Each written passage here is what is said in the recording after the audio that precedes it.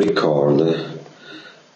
Okay, it's being recorded now. Okay, thank you very much to Ben Dyson. I'm really excited to have him on the call because he's one of my mates, and I want to spend just a minute to introduce him. He's the founder of Positive Money UK, and to me personally, it's very important, one of the myths that I have, because thanks to his book, Modernising Money, and all the videos that he did, that I learned, that I studied a lot, I have understood better a lot of things. I think that there is perhaps no one that explains things in such a simple and straightforward way like Ben does. So it's a pleasure for me. I have asked him to give me 10-15 minutes in order to understand what they're doing in UK and what are the upcoming events that we can learn from, because we have all to learn each other and to share experiences. So Ben, how is your battle going on? What are you doing? What are your plans? Do you want to introduce a little bit yourself? Okay, so my name is Ben Dyson. I started the organization Positive Money. We're based in the UK, and we really focus on changing the way that the money system works, the way that money is created, and really trying to get a financial system that works for society rather than against it. And what we're doing at the moment, we're spending a lot of time with getting the public to understand what is wrong with the current system, and also getting the media and policymakers to start taking an interest in asking more fundamental questions about what needs to change. Yeah.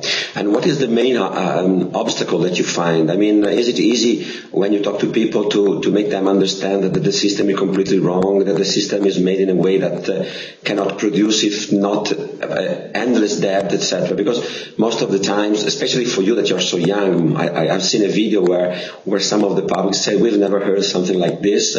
So what is the main difficulty that you have to be understood? Do they believe you? Let's say.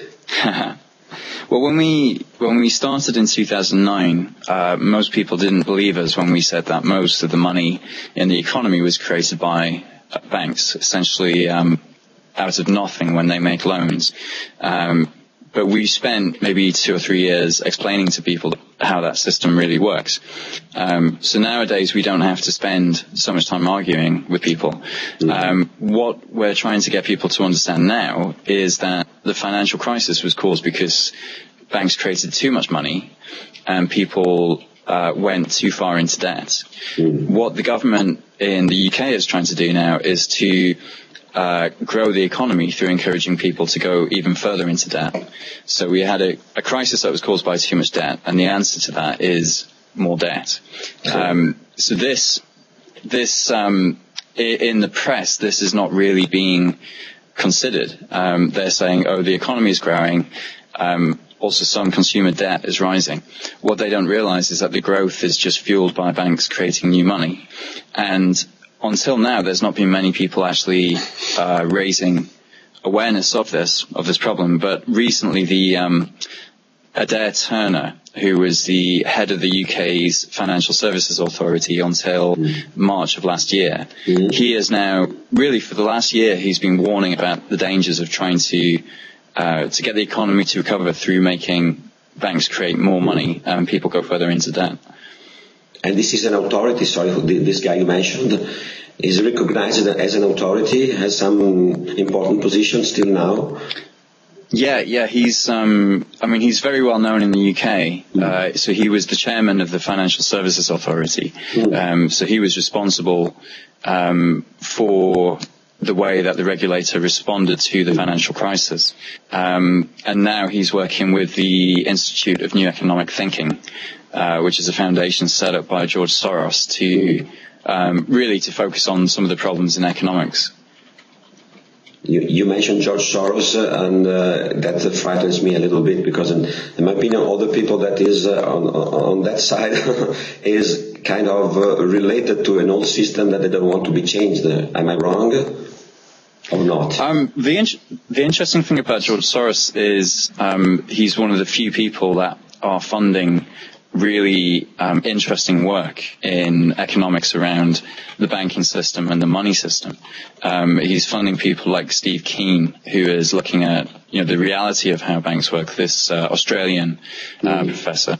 And really the universities and the mainstream economics establishment are not asking these questions.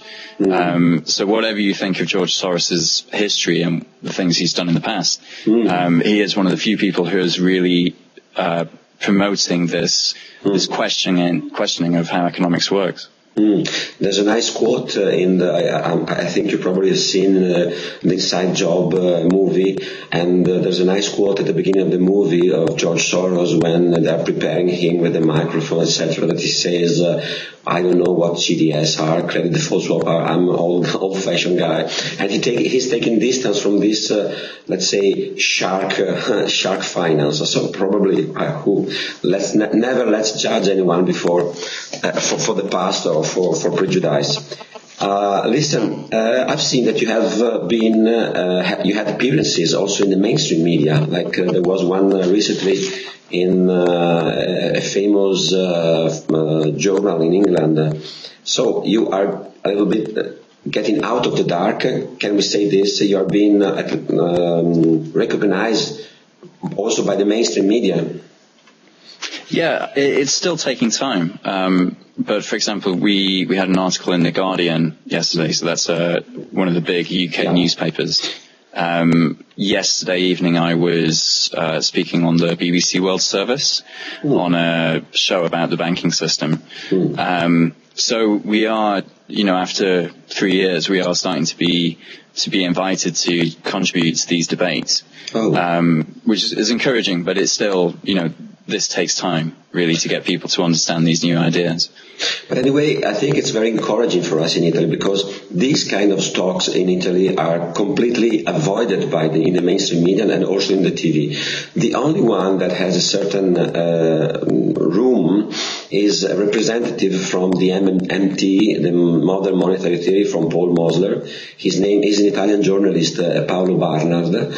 And he's the only one, also because he has a past of aggressive journalism, doing investigative research, etc. Although I don't think the MMT is something that has really targeted the center of the problem. They're just focused on the public debt and why a state wouldn't bother about the debt. They don't want to listen about seniors. They're not involved in the 97% you're mentioning. They're just involved in the 3%. Yeah. Have you studied, learned something? Have you an idea about the MMT? Yeah, MMT, it says some interesting things about the way the system works. The problem is that they confuse the way that the system could work with how it works today. And they make some assumptions that actually, if you speak to the central bank or you speak to the Treasury, aren't true about the way the system works. So we published a book in the UK called Where Does Money Come From? Which is based on the UK banking system, but we think that's much more accurate in explaining how the system really works than MMT is. The other thing about MMT is they don't seem to see a problem with the way the system works at the moment. Their issue is that there isn't the right understanding of how it works, which is true. There is no understanding of how the system works, but the system doesn't work properly anyway, so we have to think about reforms and how to change things. And that's not really something that, I've seen from the MMT academics. Well, some also say here in Italy that MMT is a kind of gatekeeper put in order to steer the system or the movement that are awakening, because they just want to focus the people on that 3% and not on the rest. But I don't want to think badly. Another question that I had for you is this: do you think that the solution can only come from a statewide, let's say, political level, or do you think that there can be also solutions at the local level, like in municipalities that can use some forms of complementary currencies or alternative currencies? Yeah, I think that there's a lot of interesting work happening with complementary currencies and alternative currencies. And it's not my area of expertise, really. But I think it's good to have all these different experiments. There has been a debate in the field of people who are interested in money about whether you can just change the system through political action or whether you can just change it through complementary currencies. I think you have to change the national currencies, because no matter how many complementary currencies you have, no matter how well those schemes work, if your national currency is doing so much harm to your economy and society as the currencies that we have now, all of that good work will be cancelled out. So I think if you fix the national currency and then you have complementary currencies as well, that's a real advantage. But it's not enough just to try and bypass the system to create a complementary currency.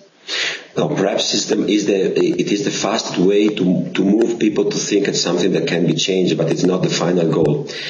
I had prepared some questions because Ben has been so kind that he also approved me the questions. What about there is a politician who has made a lot of not noise, let's say, has been very famous also in Italy because he has said when regarding Italy and Greece, when the government changed 2 years ago, he took the part of the Italian people, and his name is Nigel Farage of the UK Independent Party. Are they just for the independence of UK from Europe, or are also they talking about some form of different money, as far as you know? Yeah, I mean, as far as I know, they don't really have particularly detailed policies, so it's really hard to know how much they understand the monetary system and the changes that need to happen.